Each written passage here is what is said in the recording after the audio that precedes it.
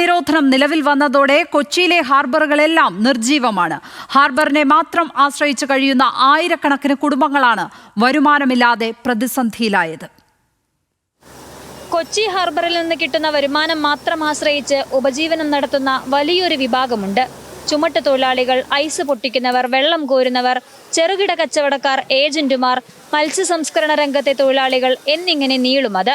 Trawling നിരോധനം പ്രാബല്യത്തിലായത് മുതൽ പ്രതിസന്ധിയിലായത് ഇവർ കൂടിയാണ്. കച്ചവടമൊന്നും ഉണ്ടാവില്ല, വീട്ടിൽ നിൽക്കും, പിള്ളേർ കൊണ്ടുവന്നതൊക്കെ തന്ന് സഹായിച്ചാൽ കഴിക്കും. ഇത്തവണ മെച്ചമൊന്നും വന്നിട്ടില്ല. ഇവിടെ ബോട്ടുകാർക്കൊന്നും ഇല്ലാണ്ടായല്ല, ഒന്നുമില്ലാണ്ടായി ബോട്ടുകാർക്ക്. ഇനി 52 ദിവസം വർദ്ധിക്കാലാണ്. പിന്നെ ഇനി വള്ളത്തിലെ പണി ഉണ്ടെങ്കിൽ ഉണ്ട്, ഇല്ലെങ്കിൽ ഇല്ല. കാറ്റും കുളമൊക്കെ ആണെങ്കിൽ നമ്മൾ വള്ളത്തിലെ പണിയൊന്നും ഉണ്ടാവില്ല, പിന്നെ പട്ടിണിയാവും 52 ദിവസമൊക്കെ. ഏകദേശം 300ഓളം ട്രോളിംഗ് ബോട്ടുകളും അത്ര തന്നെ ഗിൽനെറ്റ് ബോട്ടുകളും കരയ്ക്ക് കയറി.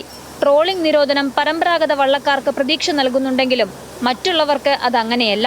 മത്സ്യത്തൊഴിലാളികൾക്ക് ലഭിക്കുന്ന ആനുകൂല്യങ്ങൾ ഇവർക്ക് അന്യമാണ്. ഇനിയിപ്പോൾ ഈ 50 ദിവസം കഴിഞ്ഞെങ്കിൽ മാത്രമേ ഇനി ഫിഷിംഗ് മേഖലയിൽ എന്തെങ്കിലും ഉണർവ് ഉണ്ടാവുള്ളൂ. പിന്നെ പഴയ പോലെയുള്ള ഒരവസ്ഥയല്ല, പണി വളരെ മോശമാണ്, ബോട്ടുകാർക്ക് വളരെ മോശം അവസ്ഥയാണ്. പിന്നെ ഈ വേലയുടെ ഒരു ഇതിലാണിപ്പോൾ ഈ ഫിഷിംഗ് മേഖല പിടിച്ചു നിൽക്കുന്നത്. ഇപ്പോൾ മത്സ്യം നമ്മളിപ്പോൾ ഒരു സ്റ്റാളുകളിലൊരു 500 കിലോ മീൻ വിൽക്കുന്ന അവസ്ഥയിൽ ഇപ്പോൾ ഒരു 150 കിലോ ഒക്കെ മത്സ്യ ലഭ്യത കുറവായിട്ട് പോലും വിൽക്കുന്നുള്ളൂ. ഈ ഒരു കപ്പലിൻ്റെ ഒരു ദുരന്തത്തിൻ്റെ ഇതിനെക്കുറിച്ച് പറഞ്ഞ് ആളുകളെ വളരെ മോശം രീതിയിലാണ് ഇതാക്കി വിട്ടിരിക്കുന്ന ഒരവസ്ഥ. കൊച്ചി ഹാർബർ നിർജീവമാകുമ്പോൾ 2 മാസക്കാലം ജീവിതം എങ്ങനെ മുന്നോട്ട് കൊണ്ടുപോകുമെന്ന ആശങ്കയിലാണിവർ.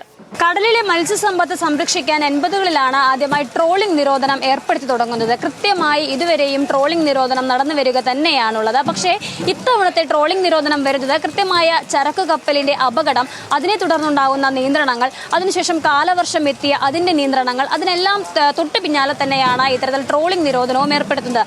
എന്തു തന്നെയായാലും തീരപ്രദേശത്തെ ജനങ്ങളെ പട്ടിണിയിലാകാതെ അത്തരത്തിൽ ട്രോളിംഗിൽ ഒരു ഇളവ് വരുത്തണം എന്നുള്ളത് തന്നെയാണ് ഇവരുടെ ആവശ്യം. ശ്രേയസ് നമ്പിക്കലിനൊപ്പം ഷീന മാർട്ടിൻ, ന്യൂസ് മലയാളം, കൊച്ചി.